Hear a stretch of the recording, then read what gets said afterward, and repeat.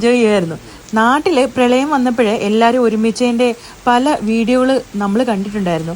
അതിന്റെ ഒരു ചെറിയ വേർഷൻ നമുക്ക് ഇവിടെ അനുഭവിക്കാനും പറ്റി. മഴ പലരും ആസ്വദിച്ചു. അത് മാത്രല്ല കേട്ടോ, വെളിയിലിറങ്ങാൻ വേറൊരു കാരണമുണ്ട്. മഴയത്ത് കറണ്ട് പോയി വൈഫൈ ഇല്ല. അതുകൊണ്ട് നേരിട്ട് നോക്കിയാൽ ചിരിക്കാത്ത ആളുകൾ വരെ ബാൽക്കണിയിൽ നിന്നും അടുത്ത ബിൽഡിങ്ങിലെ ബാൽക്കണിയിലിട്ട് സന്ദേശം കൈമാറി രാത്രി പകലായി അങ്ങനെ പൂരപ്പറമ്പ് പോലെ ഭയങ്കര ശബ്ദമുഖരിതമായിരുന്നു 2 ദിവസം. കൊച്ചു കുട്ടികൾ വരെ ശബ്ദത്തിലൂടെ സന്ദേശങ്ങൾ അപ്പുറത്തോട്ടും ഇപ്പുറത്തോട്ടും ഒക്കെ കൈമാറിയിരുന്നു.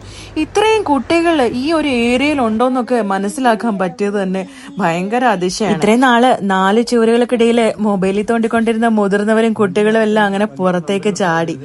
അവസാനം കറണ്ട് വന്നപ്പോഴേ കൂകി വിളിച്ചു. പണ്ട് ഋഷ്യശൃംഖൻ മഴ പെയ്പ്പിച്ചില്ലേ, അതേപോലെ കറണ്ട് വന്നപ്പോഴേ ആഹ്ലാദിച്ച് തിമിർക്കുകയും ചെയ്തു. അപ്പോൾ ഈ ഒരു സൗഹൃദം എന്നും നിലനിൽക്കട്ടെ എന്ന് ആഗ്രഹിക്കുന്നു.